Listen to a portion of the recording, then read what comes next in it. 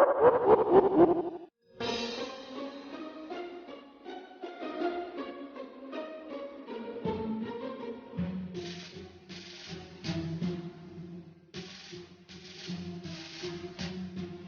on your big Hollywood sunglasses and light the torch, because it's cellar time.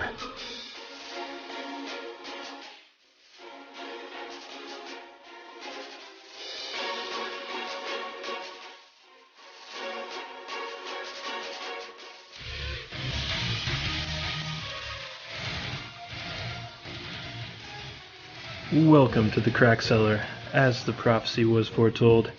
I'm Two-Spirit Penguin Daniel. And I'm Broadcaster Nickels. And today we're going to preview something I would like to call Space Junkies. And why do I say that? Because every person that plays this game is on crack. And this is going to be kind of a different preview than we usually do, because usually we have no gameplay experience with the games we preview. This time we do. We did a couple rounds of the multiplayer demo/beta, and it was very uninspired. Broadcaster Nickels, tell me, what are your general thoughts on it? I liked it, but it just kind of seemed like a rough idea. That's what it came off to me. The commanding of the squad was very non-intuitive. Like, if they had a mind of their own. Like, they tell you that in the tutorial. Like, they'll fight on their own unless they are given a command. But there was plenty of points where when they were in combat, I would have to click multiple times over to a direction to get them to stop fighting. Because if I clicked once, they would run a little bit, and then as soon as they got hit by an enemy combatant, they would turn around and start fighting. Mm-hmm. And it's just stupid. So yeah, the AI is definitely rough around the edges for sure. Yeah, so I didn't like that. It also didn't seem like they took advantage of the cover that was clearly designed into the map. Like, the maps were somewhat well designed when you were looking around, and the AI doesn't take advantage of the cover system at all, which maybe there isn't a cover system for them, but just the way the maps are designed, it seemed like there were these corridors and areas where you just had like these rectangular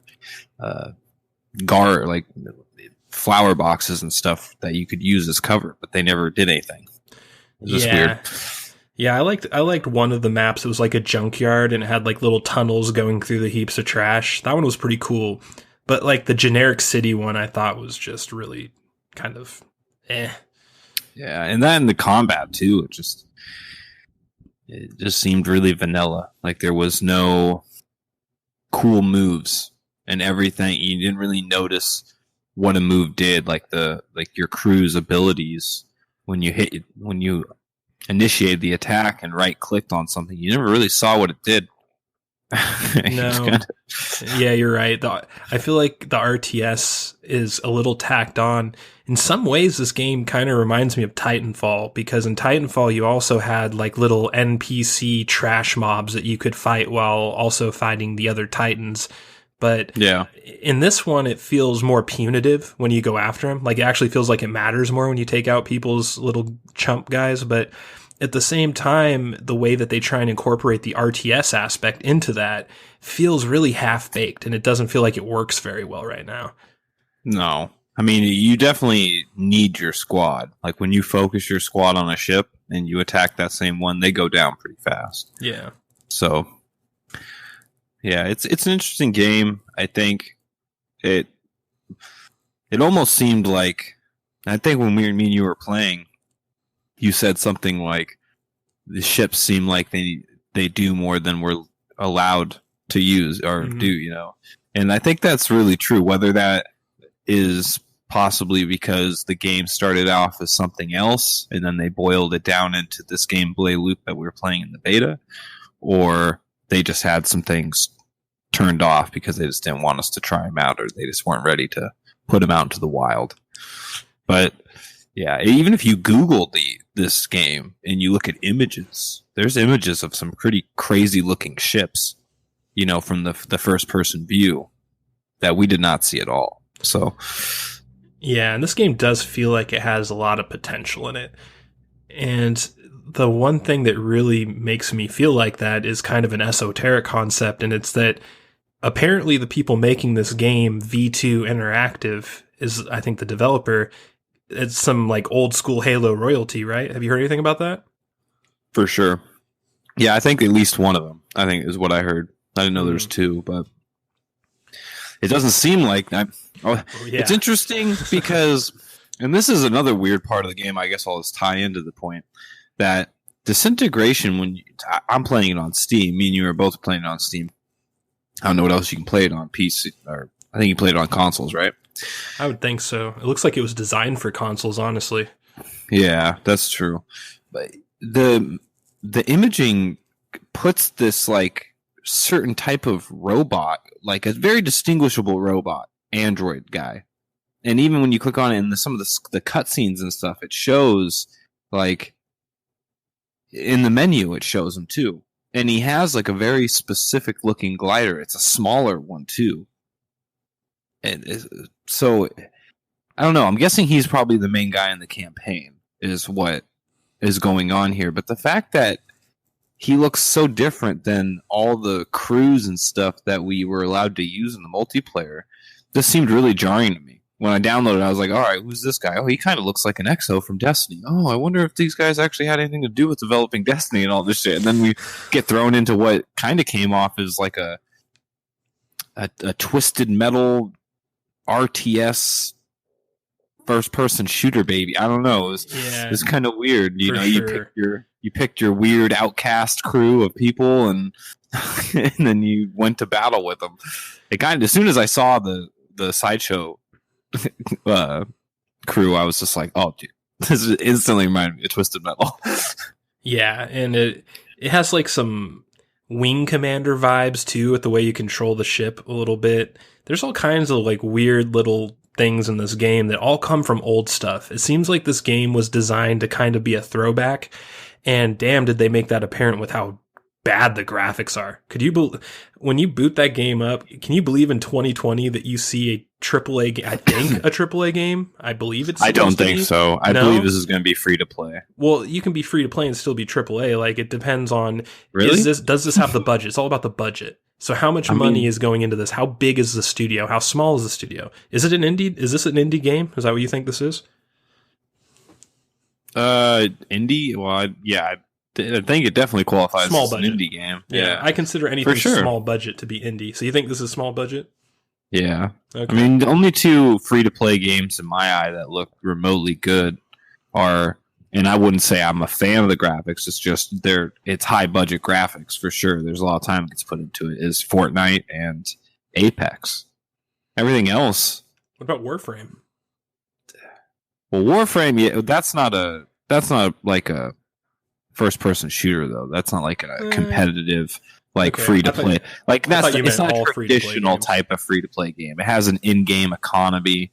It has all kinds of stuff that kind of separates it from the likes of I would be more ready to compare a game like Disintegration to Battle Royales like Fortnite and stuff like that than Warframe jumping into the mix.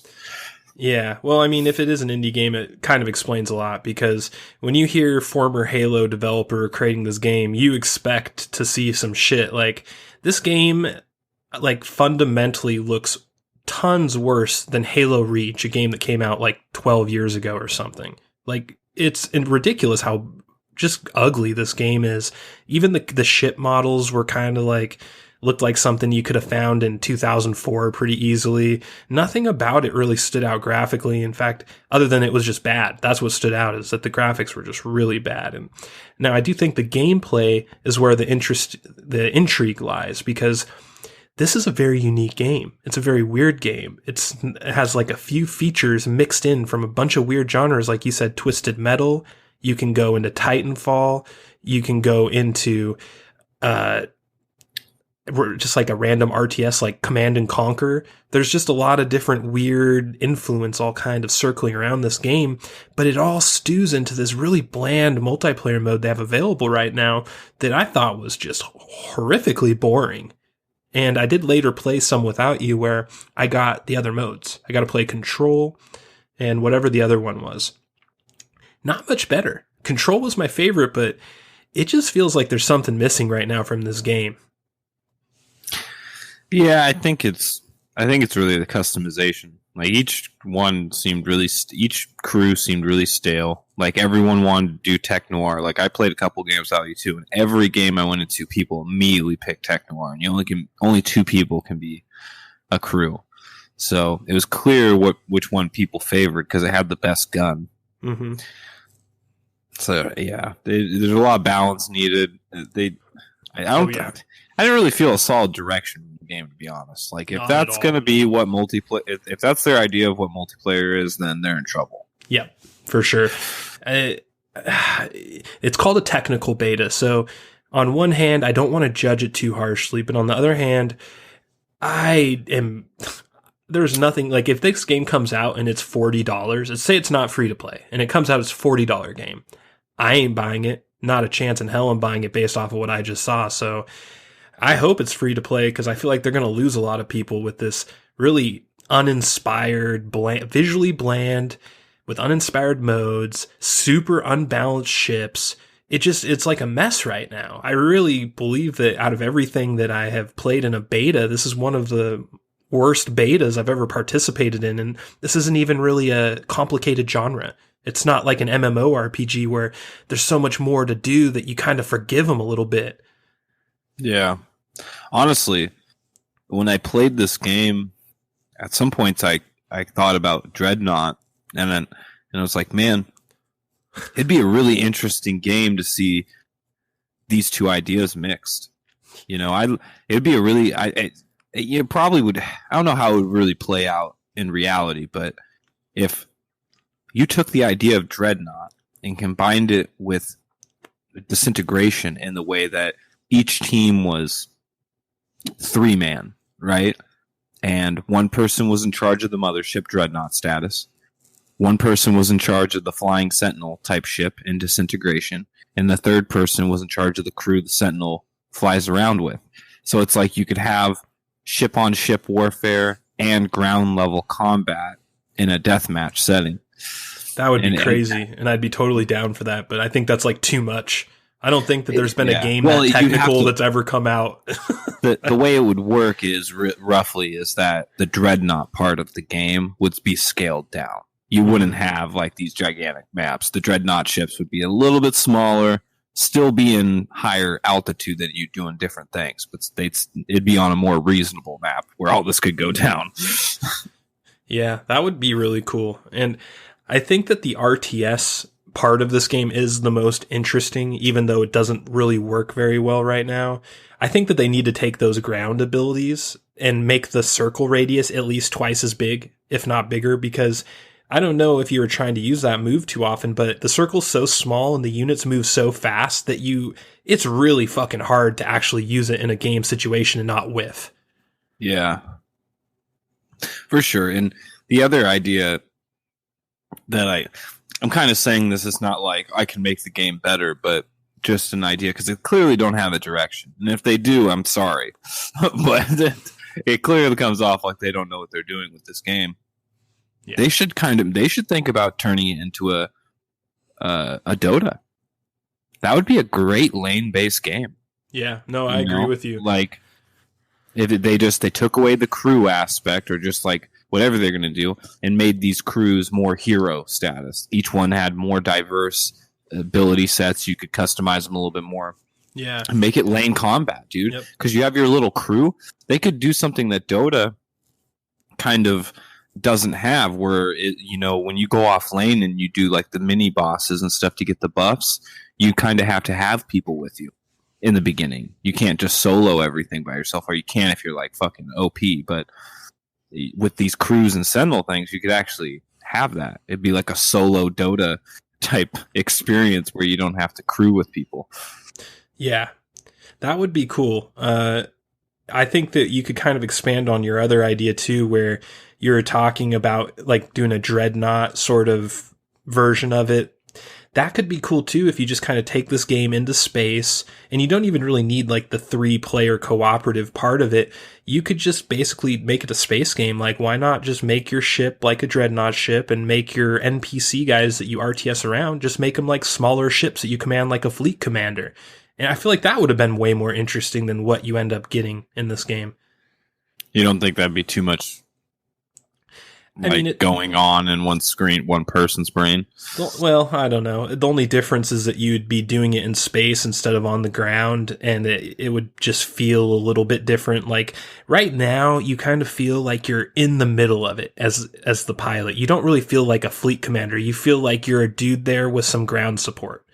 Whereas if what I'm talking about, it would be more like watching a battle in Star Wars where you have a Star Destroyer on one end and you have a Galactic Republic capital ship on the other, and then you just have a war going on between them with various little fleets. You know what I'm saying? For sure. I mean, but would it be real-time strategy still? Yeah, I think you could. Okay. I think you could. I mean, why could it work on the ground and not in space? It's just as weird on the ground. I think it's just a point of view thing. You know, I think that's why, we were talking the other day, and I was kind of wondering in my own head if this really qualifies as an RTS, because a lot of people, including myself, an RTS is traditionally from the top, looking down. And I think that's kind of for a reason now that I kind of feel we're talking about this, because if you take it to space, I feel like that perspective of first person, trying to control that many units and commands and looking in these areas, it becomes hard, because zooming in from a first person, I could see myself getting confused and fucking mad that I couldn't not look at it from the top down, which seems like you can control and manage it more. Yeah, and I think that is part of the problem with this game at the core right now, is because it's not top down. Like you're saying, it just doesn't feel right. And I'm sure you can get used to it. And honestly, if the gameplay is compelling enough, you will get used to it. But I'm just not seeing like a fucking horse to carry the wagon right now. It just not what I've seen. And, maybe the campaign could be interesting. That at this point, that's my main hope with this game, because I feel like with this format, you could do a really interesting campaign. Oh, for sure. Most definitely. If they don't keep the levels basic. If the multiplayer levels are indicative of what pretty much the campaign's going to be, is just a bigger version of what the multiplayer levels are, then this game's a wash, essentially. But if they have some really cool maps and areas to explore with that type of combat, and maybe side quests, like if there's parts of the map that you don't necessarily have to go to, and you can command these units in unique ways to get like extra gear and stuff to upgrade your ship, that would be super cool. But I get the idea just from this beta that this is a really raw, free-to-play game. That they're just trying to come up with a addicting loop that's good enough to throw a free-to-play on it. I don't know if there are very many addicting game loops anymore. I almost feel like we're beyond that, and it's just like about quality. Because think about it, like what was the last? This game's unique. What was the last addicting new game loop that you discovered?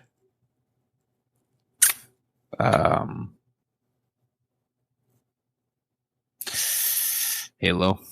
And that wasn't a new gameplay loop. That was an old one. So that's my point. It's not like we're discovering Tetris here for the first time. Rocket League. I give it to Rocket League. Yeah. I mean, Rocket League was a very unique game, especially for its time. But it's just so simple. You wouldn't expect that we'd be playing it to this day. Yeah, for sure. And I agree with that. And I don't see any indication that that's true with this game at all. Hell no. God, no. This game has a 1-year shelf life on it if they can come up with a half good idea. Well, that's the weird thing, too, is that you're saying this is free to play. So let's think about that for a second. If this is free to play, most free-to-play games don't have campaigns. And if they do have a campaign, it's tacked on bullshit. So if this game is free-to-play, then we can almost guarantee that the campaign is going to be basically the multiplayer with some bots. Yeah, for sure. I mean, this is the sad truth of a lot of games nowadays. If you go look up like Indiegogo and or I don't know if Indiegogo is used, but Kickstarter games and stuff like that, they're all kind of reminiscent of this, bold, gigantic promises with awesome features as long as you back them, and then they end up putting out a game that resembles something like this at the end of it. Pisses a whole bunch of people off, and then they move on to a different game. And I think that's kind of what it might just be what this is, I should say, is that this may have had a really been a really good idea at one point, and then it just started turning into something no one wanted to work on, and now they're just trying to get it out the fucking door and make as much money as they can. Yeah, I believe that. I totally believe that, because it feels like it had a lot of potential, and maybe it still does. But when you see the execution of it, you're just like, what the fuck happened? It's like when you think you made this great meal, and at the very end, you fucking take a bite, and you're just like, fuck. Yeah. But I don't know. It's interesting that I still go back to the whole thing. It's jarring that when you look up when you look up this game, all the thumbnails show that character that isn't present. And you don't, yeah, it isn't.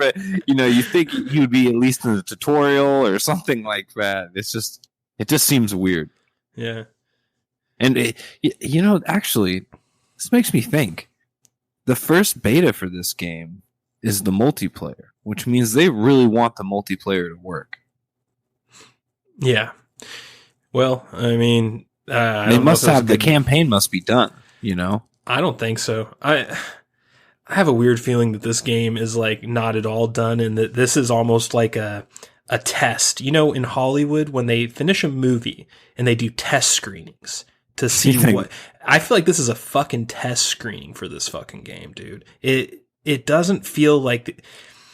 I can't really explain it, but I was playing it. I played it a bunch without you too, and every time I'm just like, dude, this feels like it's like they've already got it done, and they're calling it a beta because they don't want to scare people, but they want to get a gauge on what people think, and if they're going to delay it for some massive reworks or something. And I don't think they have a campaign. I don't think they do at all. In fact, I know that they say they're doing a campaign. I wouldn't be surprised if they just scrapped it last second and said, well, we wanted to put this in a different direction. Yeah, I believe it for sure. Yeah, it's just weird. I think maybe, just maybe, hear me out here. Right, we're going deep into the crack cellar now. Oh, no. Quite the opposite. Oh. We might just be putting this game on the pedestal because we hear, that two of the Halo people are responsible for this game. Fucking God knows what they did. I don't know all the names for Halo. They were like QA guys or something. Yeah, who fucking knows? Like, they were the best damn QA guys. People throw the co-creator word around a little lightly nowadays, I should say. Yeah. Well, I don't know. I can't see any. I was not an Xbox fanboy, but I do love Halo, and I acknowledge it. Halo's greatness. Playing this game, I can't acknowledge any greatness, not even like a minuscule amount. Just the only thing I'll give it credit for is it has an interesting, unique concept of a gameplay loop that maybe could be good if they did some massive improvements on it. But man, in this game, if this game comes out essentially like it is now, I don't see this game lasting longer than 6 months. I think the servers could be dead before 2021, dude. Well, I don't think the game's going to be out until 2021. Okay, well then 2022. You see my point. Every game I was in, it shouldn't be out until 2021. I should say. Yeah, they need at least a year to cook this if they want fucking actual money. Yeah, if they're smart, they would, because if you release it early, people will not stick around. You have to make sure that your game is at a certain level, and this game is nowhere near that. Yeah. This game makes me think Dreadnought is a masterpiece in comparison. Like, I'm now looking back at Dreadnought like, man, Dreadnought wasn't that bad. Yeah, it's funny you say that because I kind of just moved my mouse slowly to Dreadnought and I started downloading it. Or installing it again, I should say. It's just like, yeah, you know what? I'm going to try Dreadnought out again. Yeah. Well, all right. Any other thoughts on this before we move on? Yeah, if there's one thing that this game is doing for the industry, at least, is it's pushing the idea of RTS, FPS genre, which is unique. I don't know. I've never played this Tribes game, but maybe that's what it was too. If not, maybe it's connected in some other way I'm not seeing. But that's an interesting genre that I kind of forgot about, or I never even thought of. Yeah. And I'm a huge proponent for that. That's why I like Death Stranding a lot. Even though I was at odds with it in the end, with, if you want to hear that, go listen to the other episode. But I love the idea, even if it ends up being a shitty game, that there's people out there willing to actually try out or bend genres. Because that is what the gaming industry is really lacking right now, is creativity. Everyone wants fucking the number 2, number 3, number 4 of a fucking game because they're comfortable with it. Sometimes there's certain games out there, like story-driven games, that deserve a trilogy arc or something like that. But it seems like everything in entertainment, really, not just video games, has to be fucking Deadpool 1, 2, 3, fucking X-Men 1, 2, 3, like Star Wars 1, 2, 3. Like it becomes crazy at points because it's like a crutch because they came up with something that worked and gave them money and they just want to replicate it. And when I see people actually come up with a new concept, something that wasn't done in an existing genre, I fucking love it. Even if it was a shitty thing. It's garbage and I don't want to ever watch it or play it again. Yeah. Yeah, I'll agree with you on that. I do give them a lot of credit for making a mode of gameplay that is very unique. And there was just this genre, like a subgenre of weird experimental shooters that came in like the early 2000s on the heels of Unreal Tournament. And they kind of went away when Call of Duty got big. Like you saw these games pop up early 2000s, and Tribes is just like the biggest example of one I can think of.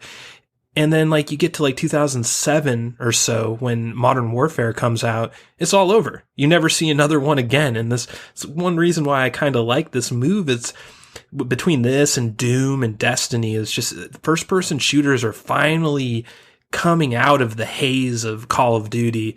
And I don't mind Call of Duty shooters. It's just I don't want every fucking one to be a Call of Duty shooter. And fucking A, these guys, they threw a curveball, and we'll see if it gets hit. But it's a very interesting concept at the very least. But at the same time, I can't say that I'm looking forward to this at all. Like, especially given that you think it's going to be free to play. If you told me right now that this was being planned as a $60 game, I would be very hopeful that they'd get their shit together and that this would become a great experience. But because it's free to play, or at least you think it is, it just makes me think, oh, this is the done game. Yeah. God, if they're actually got a price tag on this game, it has to at least be a year. It has to be. Yeah. Like, I would probably want it to be a little bit more, maybe a year and a half or so. I'll tell you right now, betas don't usually come out 2 years in advance. So, yeah. It's weird. All right. Well, I am not at all looking forward to this game, but it sounds like Broadcaster Nickels might be a little bit more than I am. I'll probably still give it a shot if it's free to play when it does come out, but my expectation levels are fucking zero. Anyone else think they look like pod racers? Listen, dude, Jake Lloyd just checked into rehab because of that comment. You insensitive prick. Wow.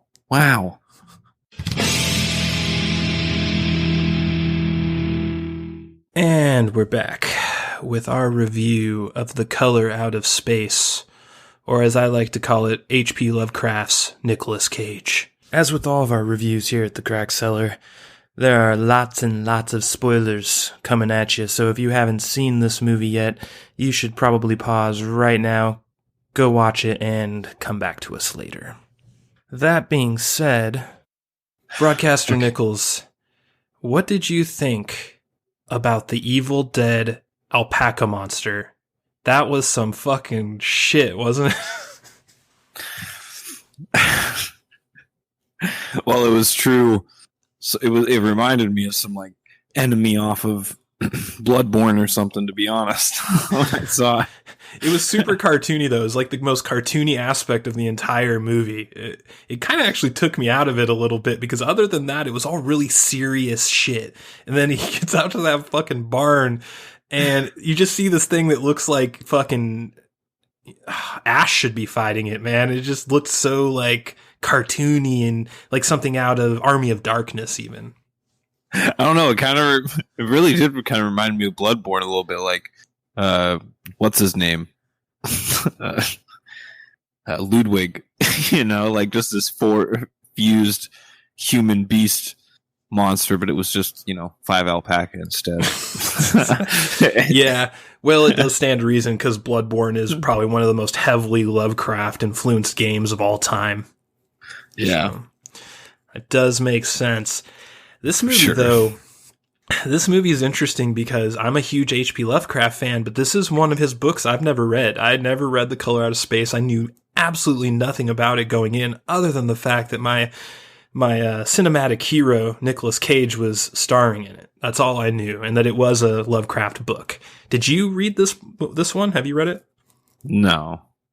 I own it. I've read a couple parts of it, but I actually never read it yet. Yeah, I think it helped, honestly. For some reason, I feel like it made the movie a little bit more impactful, and that I enjoyed it more than if I read the book. Well, I'll tell you right now, in the little bit I know about it, is that the story is more of a traditional H.P. Lovecraft story. It's not really about the story they went through, but it has some loose connections, and they use some quotes from the book. Oh, so this isn't an actual adaptation of the book? I don't think so. I have never read it, but interesting. From what I gather, it didn't seem like it. Interesting. I assumed it was, but that I haven't read it, so I can't say for sure. What is your favorite Lovecraft novel, or I mean short, whatever. Most of this shit's really short, but like, what's your favorite Lovecraft story? Let's put it that way. I don't know. I'm not crazy into H.P. Lovecraft. I couldn't tell you a lot of stories. I just own this one book that has like his most popular ones, and I've just never really got around to reading it. So, like, I'm assuming it had the Call of Cthulhu in it then, because that's his most popular. Yeah, I mean, and that's probably Cthulhu is probably the most noticeable one for me, obviously. But I don't know shit about him. I know like the Amygdalas. I think that's how you pronounce them, or connected to him in some way. Yeah, but I'm really into the old god stuff. So Hypnos, Nyarlathotep, Azathoth, like all that type of stuff. I think I've heard of Azathoth. He's like the flying tentacle monster with the giant mouth, right? Yep. And I think if I were to say my absolute favorite H.P. Lovecraft, it's At the Mountains of Madness. Nicolas Cage doing all the stories of H.P. Lovecraft would be a fucking awesome idea. God damn it. As soon as I saw this movie, I was like, dude, why doesn't he they should just roll these out. They just keep rolling them out. This would be an awesome way for people to get into H.P. Lovecraft. That's an idea that's too good for this world. This world doesn't deserve that.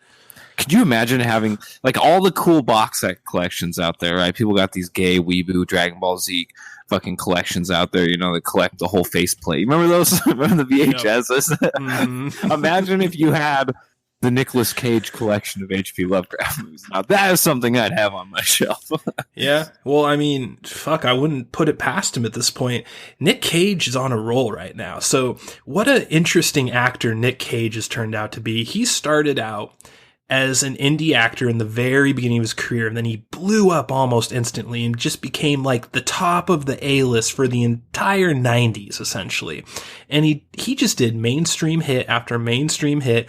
Some of my favorite movies, Con Air, The Rock, like Face Off, all these classics, right? And then early mid 2000s, he does Ghost Rider. And this forever changed Nicolas Cage.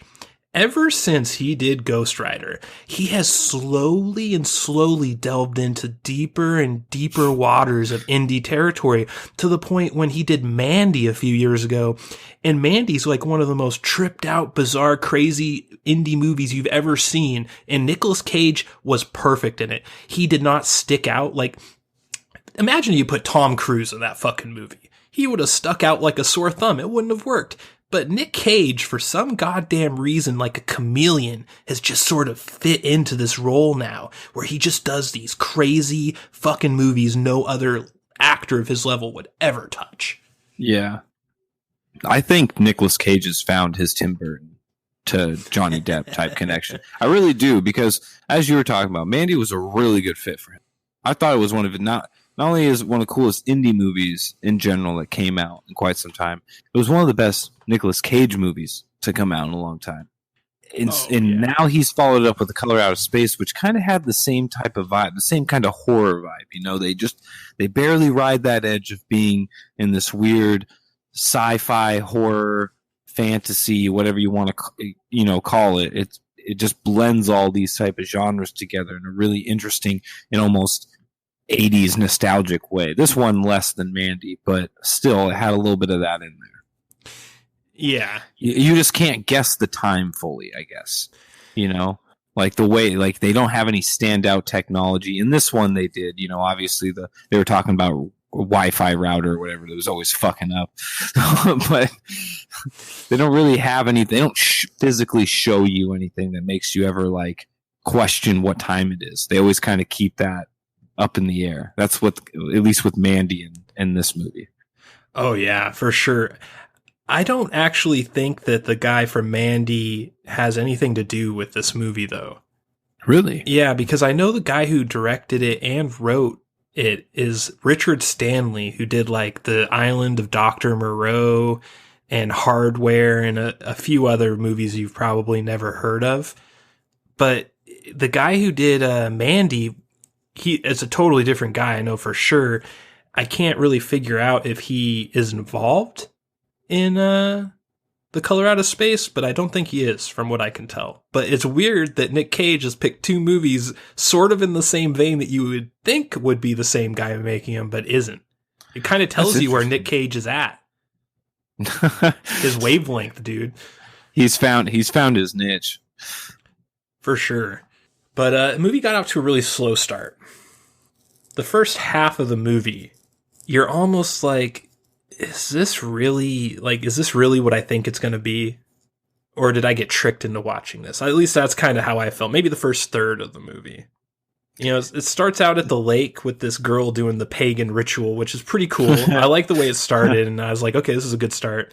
And then she meets the lake inspector guy who... Wade Ward. Bizarrely enough, that guy ended up being the main character of the movie, which I find odd to this day when I think about it. You think that he is a temporary character. When I first saw that scene, I didn't think I'd ever see that character again. I literally didn't. And it turns out that he is the main character. Not really. Dude, he's the last person alive. He's the only survivor. That, to me, is the main character of any sci-fi horror, is the last guy who survives. He's really out of the movie most of the time, though. Like, he ends up being, really, like, dude, the survivor and the guy that narrates the movie, but he appears temporarily. I'd say, like, he's only in a third of the movie. I'm going to disagree with you. I'm going to disagree with you, and this is why. This is how I'm going to explain this. He's at the very beginning of the movie. He's at the very end of the movie. He is crucial to almost every plot development in the movie, all the way from the testing, figuring out that some shit's really wrong there, going to try and help the family, figuring out the family's crazy, fucking going to try and help crazy Tommy Chong in the woods, finding out that dude's been fucking murdered. Yeah, it all revolves around him, dude. I feel like he's really more of a main character than Nick Cage is in this. Wow, really? Yeah. I mean, I like really Nick Cage in it more, but I would really say he's probably in a third or less of the movie. Now, he's in key parts of the movie, but the movie really just revolves around the family. Like, right, but he's revolving around the family from the very beginning to the very end. It's like, because, like, funny. One of the funniest parts of the movie to me is that, like, he wasn't around for the longest time, and then he just shows up to kind of tell him something's wrong with the water, and something's clearly wrong with whatever that girl's name is. I forget. It's like a long L word. But she opens the door, and he's just like, don't drink the water. And I was just like, really? That's all you're going to do? She's clearly poisoned.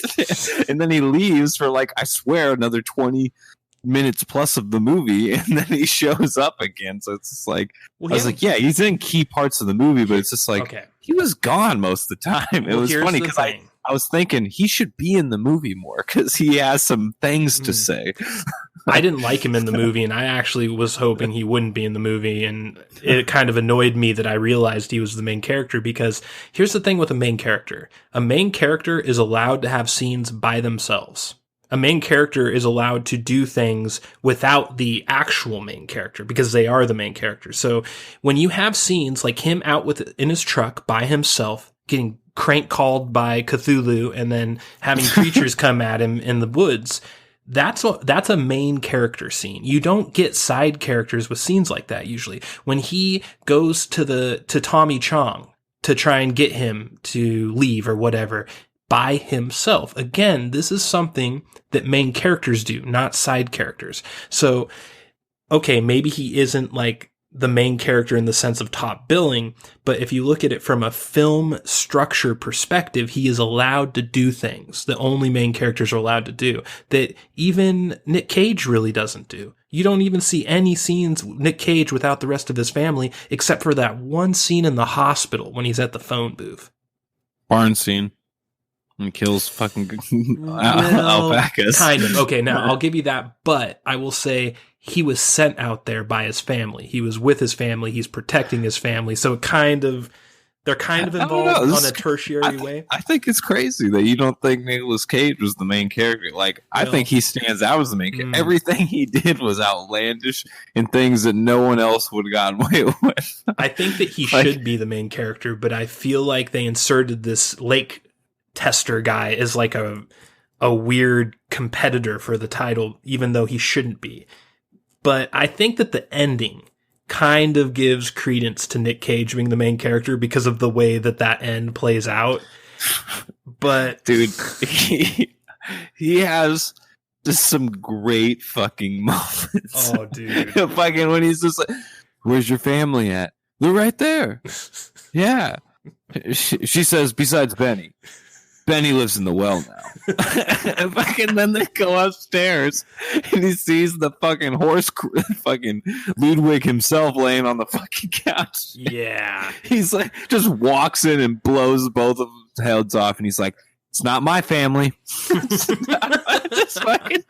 just walks out. I'm fucking dying, dude. Yeah. Well, Nick Cage is the best thing in this movie. For sure. Like, he makes it. If Nick Cage wasn't playing this character and you had like some vanilla actor doing it, it would have downgraded the movie so much. The Nick Cage spirit really catapulted this movie up, in my opinion.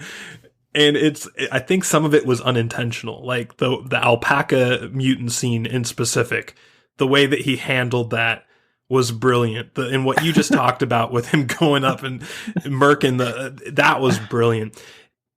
Everything about him was brilliant. Just like alpacas, what do I say? So they're the animal of the future. That's damn right, or whatever. Like, it's just everything he delivered was great. Every line he delivered, I was just like, yes, I like this. It's a great movie for Nick Cage overall. Just like Mandy. When the wife comes downstairs, he's just complaining about the Wi-Fi for the last fucking time, and he picked all those things. He's taking a bite of each one. And he just starts fucking spitting in the sink. Walks away. He's like, "Yeah, great idea, honey." He was perfect. He was really good. And I think most of the actors were pretty good in this. What do you think overall? Like, I like the kid actors the most too. For sure, yeah. All of them were really good actors. I didn't have a problem with pretty much anybody. Tommy Chong actually really surprised me too. He did better than I thought he was. Yeah, when I saw that Tommy Chong was in this movie, it actually downgraded my expectations. Yeah, exactly. Because I was like, okay, this is like a parody movie at this point because he's only in parody movies, but he actually only really in B movies. Yeah, that might be honestly, that might be pretty forgiving. I'd say C movies at this point, but yeah, he was really good in it. He took it seriously. You could tell like this was a serious role for him. He wasn't playing, Tommy Chong. Although he definitely was a hippie, so there's a little bit of that in there. You know what I really want to find out now that I'm thinking about it is they never showed Benny again. Yeah. So let's talk about the ending a little bit here. Yeah. So this ending was very brief. Like, it felt like the movie went on and on and on, and then the ending started and it was over in minutes. It was a very super fast, complex ending. And Benny was in the well, right? So Benny lives in the well. The entire area around this house basically gets disintegrated at the end. What do you think actually happened, though? Because this might be a Lovecraft insider knowledge thing, but the way they vaporized like that whole explosion, it looked more like they were being teleported to like the world of the outer gods or something. I don't think they actually died. I think that, especially if you read the novel, which I haven't, but I think if you did read the novel, my guess is that the novel explains that they didn't die, they were sent somewhere, like Event Horizon style. Could be, from what there were some points in the movie where the narrator, Ward, was clearly like taking some parts out of the book, and from what I could surmise from that, this color, the way it was described, its purpose it yearned for things to be like where it came from. It has an urge to turn everything in around it, the air, animals, the soil, everything, and it wants it to be like the reality it came from. That's why you started to see like when what's his name had the hallucination and it had like the worms everywhere and stuff, and then the ground started to have worms. I think that's what it really was about. And at the end, it finally came to this point where like its reality, it could connect to its reality, and it like maybe went back there, or that's the point. That's what I really don't. That's the part I guess I don't understand is what the point of that last part was. But you're clearly right. I think they went somewhere, or they, maybe they were destroyed, but it seems like it had a purpose at the end. The whole way through the movie, I thought, it just made its way to another reality. It's going to slowly do what it always does. But then it left, it seemed like, at the end. So maybe it got its sacrifice, or maybe it was lost and it really just wants to go back where it came from. Yeah. I don't know. In some ways, I got some Shining vibes from this movie where Nick Cage, this whole movie is slowly like descending into madness, and I mean everyone kind of is, but him specifically, and the whole continuing theme of him seeing his family in that living room when they're not there, and continually getting more and more into that kind of sub story of like, oh no, my family's here in the living room, those people aren't my family. That kind of makes me think that this whole color out of space is actually not killing these people, that even when the human centipede nightmare fuel creature gets killed, that they're not actually dead. And then at the very end, right before the teleportation / destruction, you see the whole family with him there in the living room. To me, that's telling me that this thing was not so much changing these people physically, but shedding them from their actual physical bodies, preparing them to travel to the world of the outer gods. Right. But I don't know. It could go. I could be putting too much thought into it. I don't know how deep this novella actually is because I haven't read it. Could just be a nuke.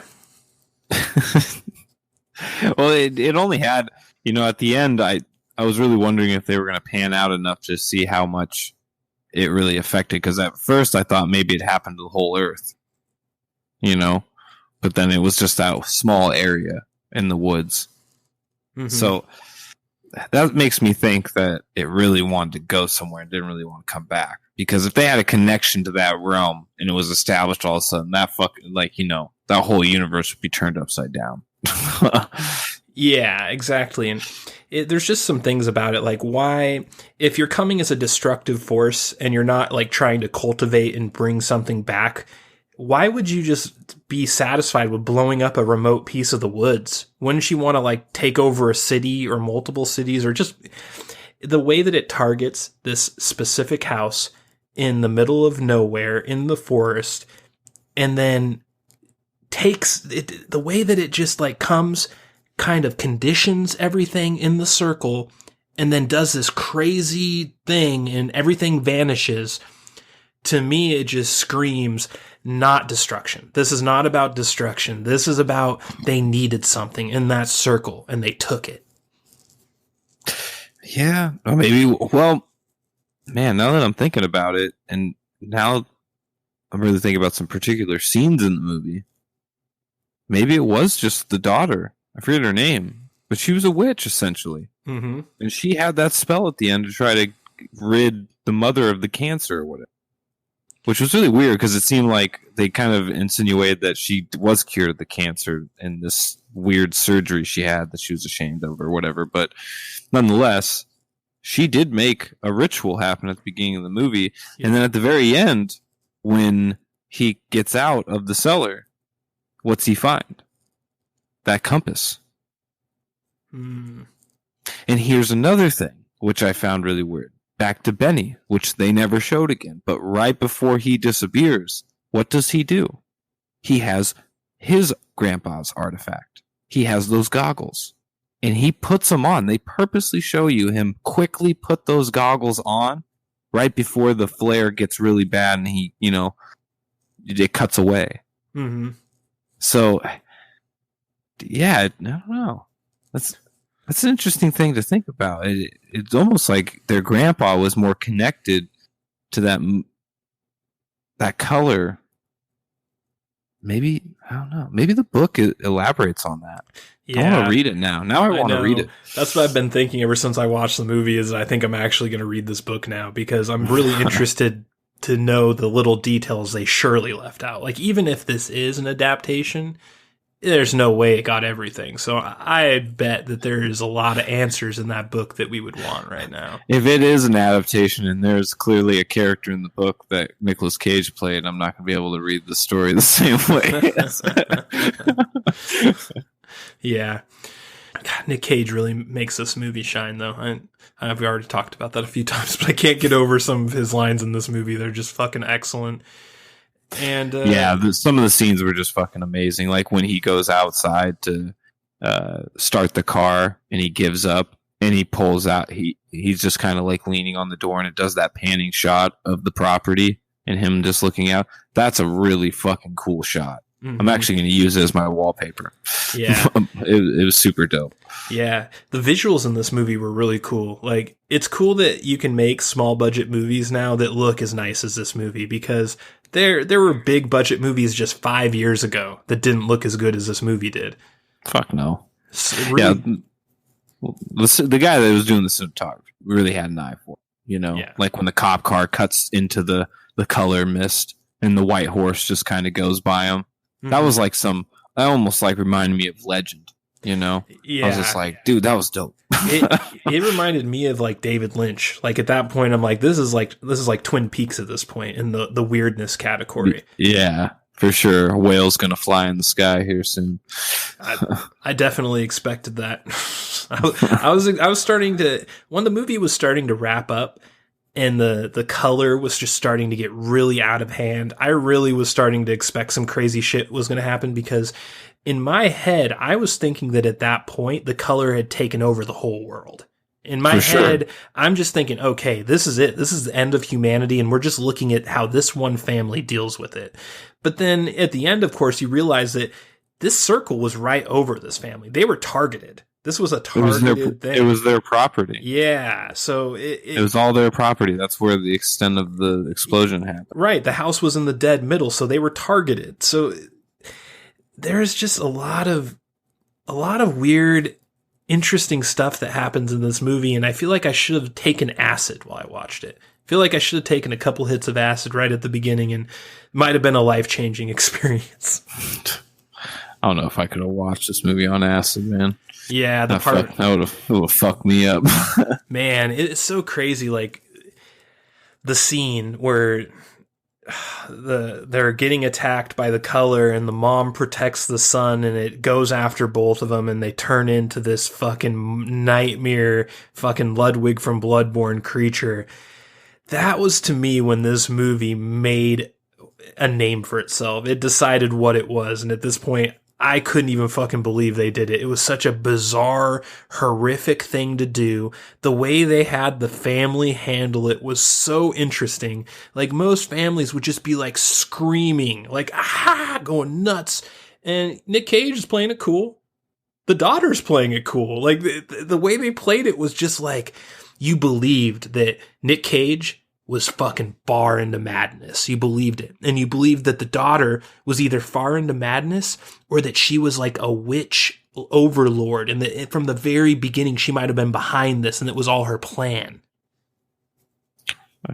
Well, after she made like the carvings into her forehead, that's where I went with it. I was just like, this bitch definitely did something. Yeah, for sure. And I loved her character because of that. I liked the way she portrayed it, but I just liked the writing of it in general, where she starts out doing this pagan ritual, and the whole movie in the back of your head, you're thinking, did this bitch cause all this? Was this her from the very beginning? And then you get all these little scenes of her acting like a normal bratty teenager. And then you get towards the end and she just goes into full fucking like evil dark arts shit. And you don't really know though if it's her behind it or if she's just happens to be a witch and it's all a coincidence that this is all happening to them. Yeah. Well, it definitely starts off as looking at like a defense.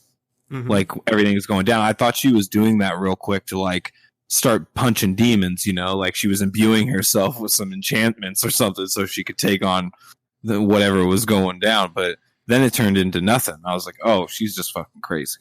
Yeah. And then Nicolas Cage's character didn't even react to it. Like the first time he sees her, he's just acting like it's all normal. Like, oh, that's totally a reasonable thing for you to do in this time. It was kind of weird. I was expecting him to say something about it. So that was when I kind of realized the extent of the madness.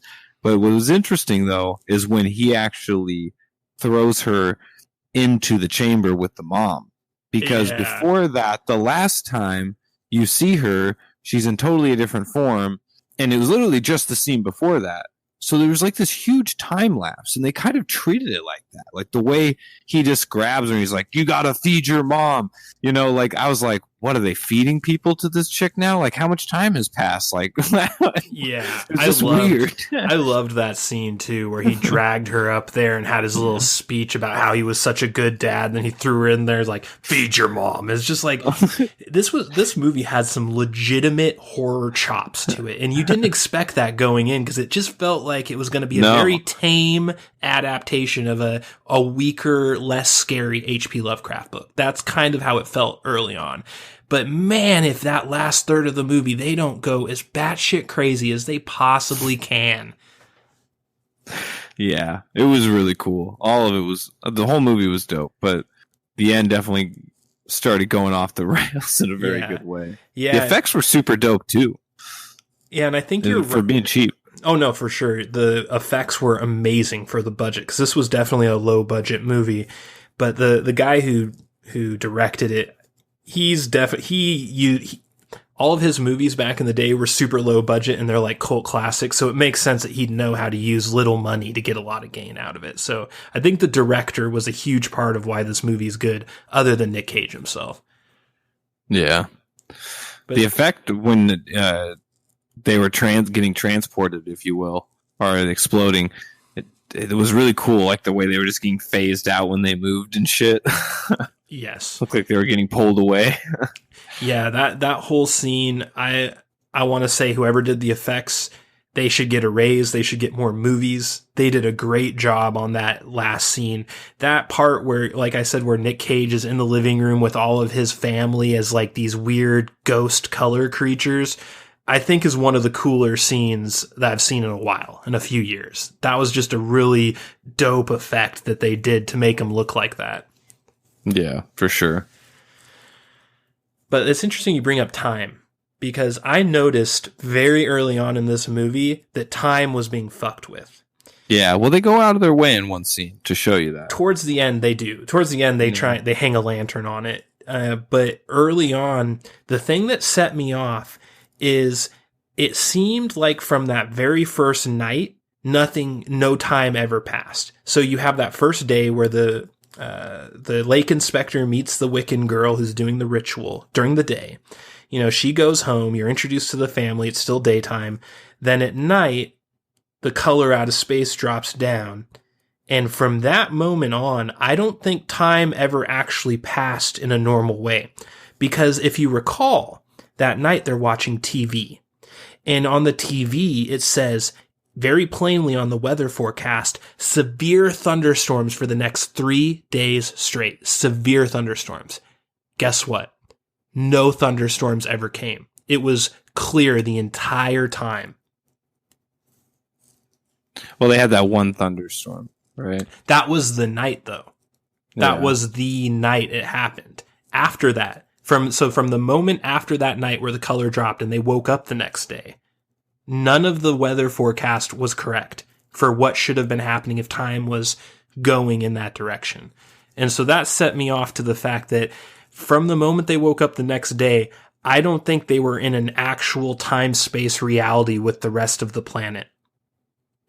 Yeah, for sure. And I mean, there's all kinds of little hints to it. Like when Benny comes in after looking for the dog, he's just like, I was out there looking for Sam and it just got dark all of a sudden and I got lost.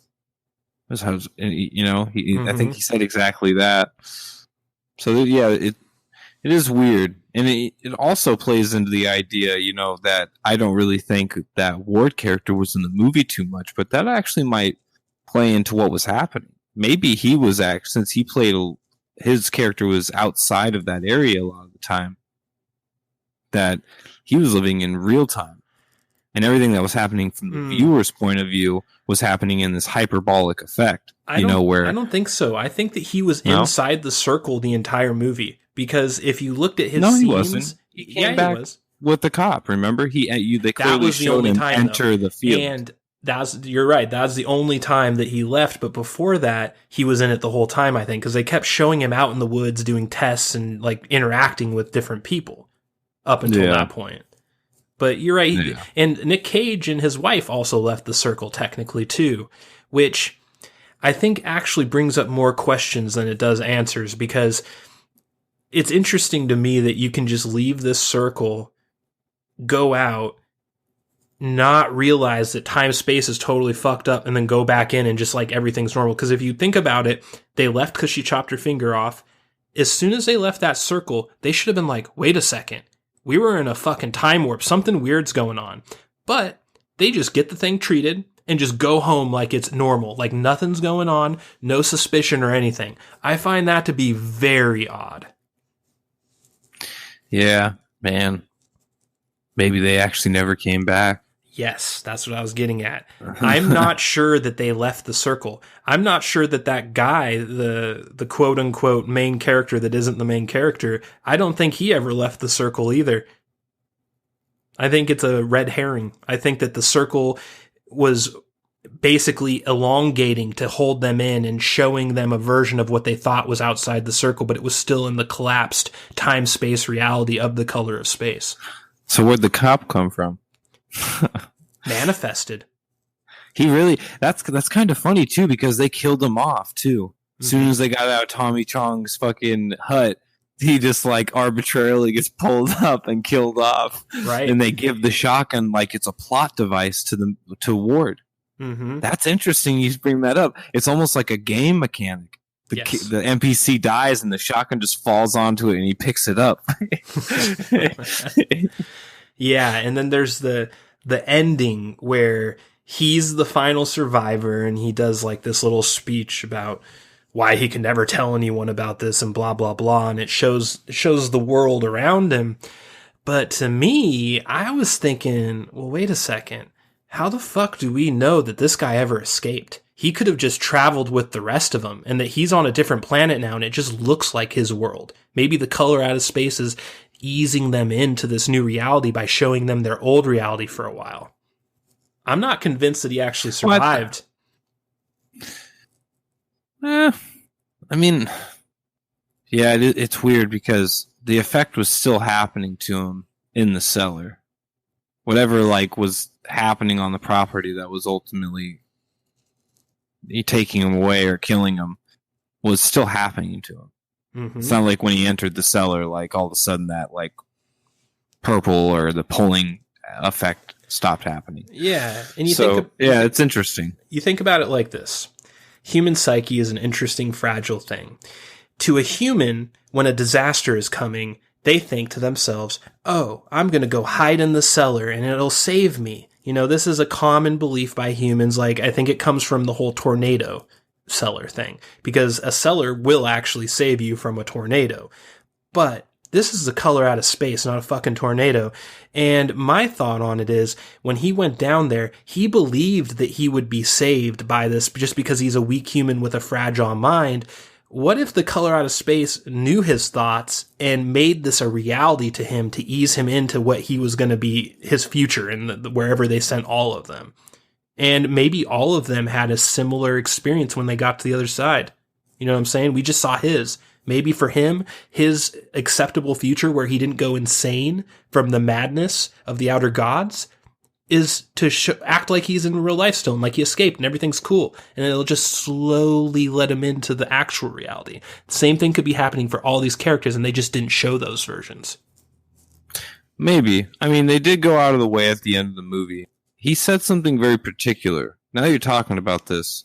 At the end of the movie, he says, we're just now getting over the confusion or something like that. It's been a long time. You remember he said something like that. There was a period where things were getting really strange. Right. Was he just... And that was post the end of the movie, the explosion. He was older, and he had a beard and stuff like that. So it almost implies the planet did change a little bit. And they did show the bug flying that praying mantis. It was still around at the end of the movie. It was flying next to him. Right. Now, I take that as proof that my theory is correct. Because if you were to believe the theory of being sent out and that he was the only survivor, that area around that color of space was very specifically rigid. It was a perfect circle, and the creatures of the color out of space were all inside the circle, and it was all vaporized and they were all gone. So to me, that means that color out of space is either blew itself out totally or it teleported everyone out, but either way, it's gone. Now, the way that they present him in the end is that it never was really gone. That that it kind of spread, like you're saying, that this kind of sinister, some of it stayed and it's going to slowly transform the world into these new creatures. I believe that is just a hint that he was actually teleported and that he's not actually where he thinks he is anymore.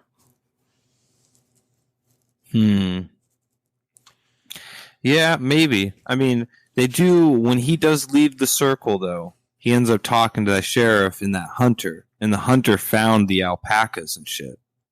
Now, and he said he found them on the side of the road or some shit. So, now was the hunter in the circle? Because the hunter left the circle. But did he? That's the thing with this whole leaving and re-entering the circle. I'm not really buying it. I don't think that they would let them leave. I feel like it's more like they'd let them think they're leaving, but not actually leave. I think that's my standing theory right now. But I could be totally wrong. And that's one thing I like about this movie is that the writing is so good that you can think these things. And you can think the other thing. And you could really go either way. That's good writing. For sure. It definitely was a great movie. Yeah. Well written.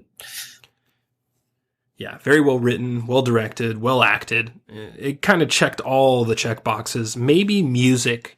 The soundtrack was a little lacking. It was okay, but I felt like they could have done a little bit more with it. But yeah, overall, I think this was a really good movie. And I really hope that it gets more Lovecraft movies made. How the fuck has The Call of Cthulhu never become a movie? It's like one of the most famous literatures. Has it? I think it's just been kind of schlock. I don't think it's been like a high budget or not a real notable version. Movie. Yeah. My guess is if it exists, it came out in like the 70s. It hasn't been a Nicolas Cage adaptation, all right? That's what it hasn't been, all right? Yeah. That's what we're talking about, really. I know. I'll let you. I think it's a fucking crime that there aren't actual good Lovecraft movies being made right now. And the fact that we just got one is really encouraging to me, especially coming on the heels of Mandy, which I thought was one of the most unique horror movies I've seen in my adult life. And then you get something like this, common factor, of course, being Nick Cage, who you would, and dude, can you imagine you talk to your 1997 self and be like, yo, you see that dude in Face Off? He's going to be the face of indie horror and Lovecraft and like in 20 years or whatever. And you're just gonna be like, say what? Makes sense to me. I can't even believe it, dude. I love it. I love it so much. I loved early Nick Cage. I like middle Nick Cage. And I fucking super love this new indie crazy Nick Cage where he still gets to be Nick Cage, but in even crazier ways that you never expected. That's what's really fueling his moves. Is he's just jumping from genre to genre to see who tolerates his level of acting. Yeah.